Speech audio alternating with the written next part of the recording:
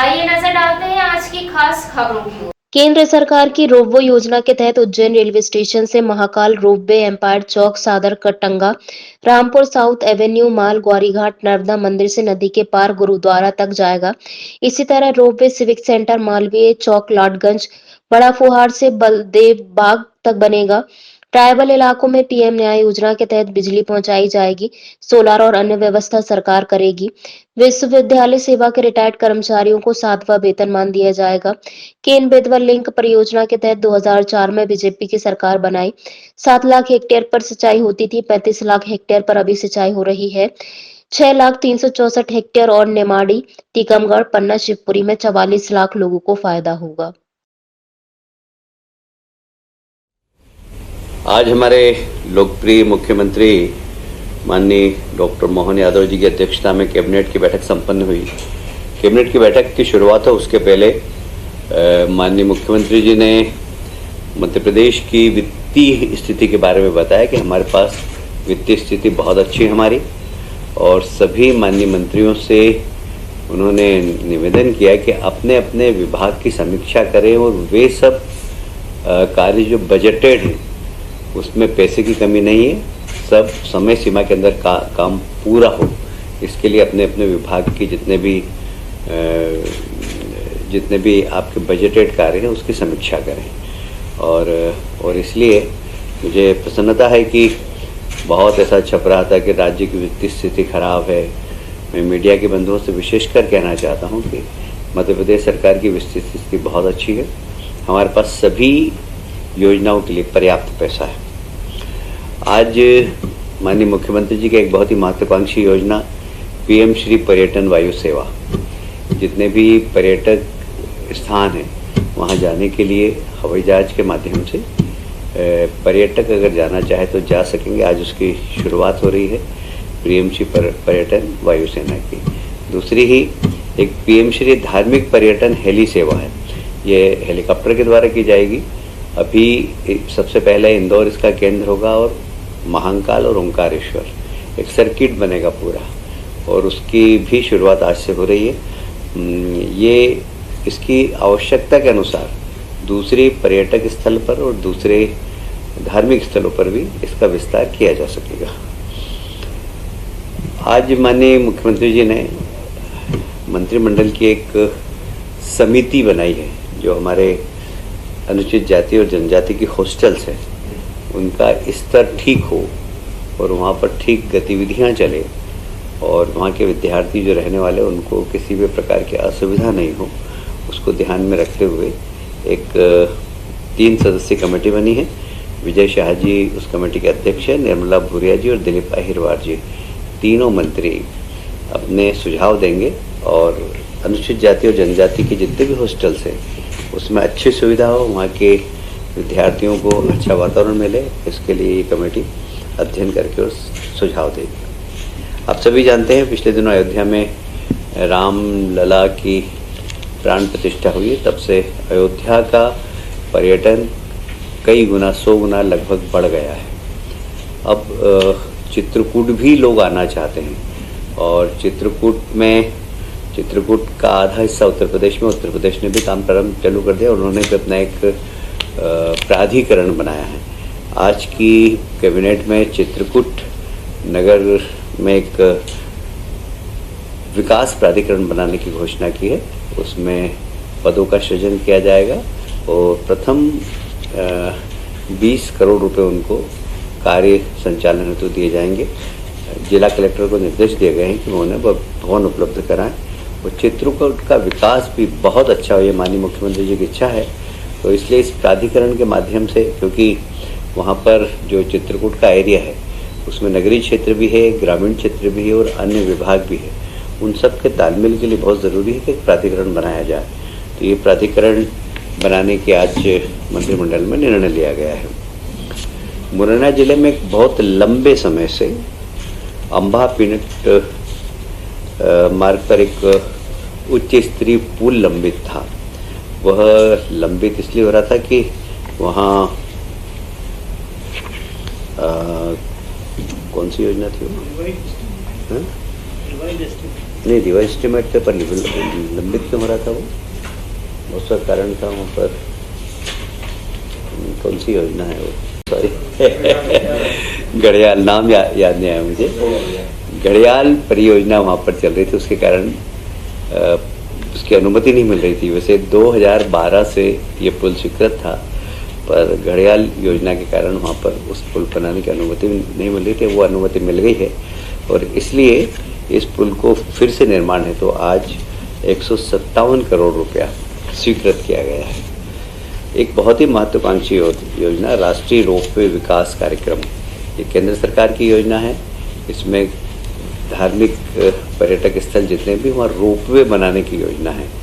ये योजना में राज्य सरकार और केंद्र सरकार दोनों के सहयोग से, वैसे तो ये योजना बीओटी प्रोसेस से होगी, पर इसमें रोड बनाना, उसमें वहाँ पर अन्य सुविधाएं उपलब्ध कराना ये राज्य शासन की जवाबदारी है। और इसलिए ये रोपवे का मध्य प्रदेश में 3-4 स्थान हमने अभी चिन्हित किए हैं, जैसे railway station Mahakal, railway station से महाकाल मंदिर उज्जैन, ये एक बहुत ही रोपवे, ये बहुत महत्वपूर्ण, अब इस सिंहस्थ को ध्यान में रखते हुए इस पर जल्दी से काम किया जाएगा। उसी प्रकार टिक्टोरिया माता मंदिर सागर से फनीकुलर, एम्पायर स्टेडियम से गुरुद्वारा वाया रामपुर चौक एवेन्यू मालिया जबलपुर में इसकी योजना है।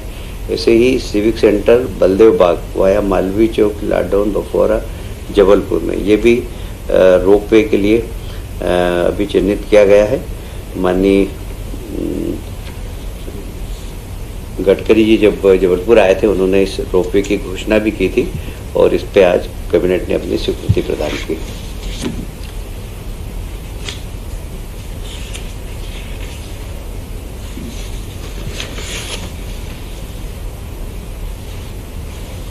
इसका उद्देश्य एक ही है सिर्फ कि पहाड़ी क्षेत्रों में जो हमारे धार्मिक स्थल है वहाँ काफ़ी भीड़ भाड़ होती है, तो रास्ते भी इतने व्यवस्थित नहीं बन पाते हैं जिससे कि ये रोपवे के माध्यम से सुगम यातायात हो जाए। एक प्रधानमंत्री जी की जो ट्राइबल इलाके के अंदर समग्र विकास हो, तो उसमें पिछली बार भी हमने एक विषय को हमने कैबिनेट में पास किया था। इस बार फिर से वहाँ प्रत्येक ट्राइबल क्षेत्र के दूरस्थ इलाके तक भी सड़क का निर्माण केंद्र सरकार ने प्रति किलोमीटर 1 करोड़ रुपया निर्धारित किया है, और यदि इससे अतिरिक्त भी कुछ स्थानों पर राशि लगेगी तो उसको राज्य शासन देगी। यह वे सब ट्राइबल इलाके जो दूरस्थ इलाके के अंदर हैं, ये प्रधानमंत्री जी की बहुत महत्वाकांक्षी योजना है। इसमें राज्य सरकार ने निर्णय लिया है कि केंद्र सरकार के द्वारा मिलने वाली राशि के अतिरिक्त जितनी भी राशि लगेगी वह राज्य सरकार उसको वहन करेगी। एक और महत्वपूर्ण विषय जो कि विश्वविद्यालय के जो कर्मचारी हैं उनको वेतन तो मिल रहा था 7वें वेतन आयोग से, पर उन्हें पेंशन 6ठे वेतन आयोग से मिल रही थी। इसलिए आज कैबिनेट ने निर्णय लिया है कि 7वें वेतन आयोग से उनको पेंशन मिले। ये विश्वविद्यालय के कर्मचारियों की बहुत पुरानी मांग थी। ऐसे ही प्रधानमंत्री ने जब केन बेतवा लिंक परियोजना नदी जोड़ो अभियान के अंतर्गत घोषणा की थी और हमारे लोकप्रिय मुख्यमंत्री जी और राजस्थान और केंद्र सरकार के मंत्री के बीच में MOU हुआ था, तो उसमें हमारा एक बहुत ही यूपी, MP और राजस्थान तीनों थे उसमें, तो उसमें बहुत ही अभी हमारे यहाँ इसमें जब 2004 में भारतीय जनता पार्टी ने सरकार बनाई, उस वक्त मध्य प्रदेश की सिंचाई क्षमता मात्र 7 लाख हेक्टेयर थी। आज लगभग 45 लाख हेक्टेयर से ज़्यादा है। इस योजना के माध्यम से 6,57,364 हेक्टेयर, मैं फिर से रिपीट करता हूँ, 6,57,364 हेक्टेयर सिंचाई इसमें सिंचित होगी और इस योजना से बुंदेलखंड क्षेत्र के छतरपुर, टीकमगढ़, निवाड़ी, पन्ना, दमोह, सागर, दतिया एवं बेतवा बेसिन के और वैसे ही विदिशा, शिवपुरी, रायसेन जिले के सूखा क्षेत्र को सिंचित करने का काम होगा। ये बहुत ही, और इसकी आबादी प्रभावित होगी, लगभग 44 लाख आबादी प्रभावित होगी। प्रधानमंत्री कृषक मित्र योजना के अंतर्गत सोलर कृषि पंप के अंतर्गत ग्रामीण क्षेत्र के किसानों को ये सोलर पंप मिले, इसका माननीय मुख्यमंत्री जी ने नाम परिवर्तित किया। अब इसका नाम होगा प्रधानमंत्री कृषक मित्र सूर्य योजना। इस योजना के अंतर्गत दूरस्थ स्थानों पर जहां हमारे किसान रहते हैं उन्हें सोलर पंप के माध्यम से बिजली उपलब्ध कराना, ये उसका उद्देश्य है। हम 100% किसानों के खेतों तक कैसे बिजली पहुंचा सकें, या तो हमारे हाइड्रो पावर की बिजली, और यदि कोई दूरस्थ स्थानों पर इंफ्रास्ट्रक्चर ज़्यादा लग रहा है तो वहाँ सोलर उपलब्ध, सोलर के माध्यम से उनके खेतों पर बिजली पहुँचाएँगे।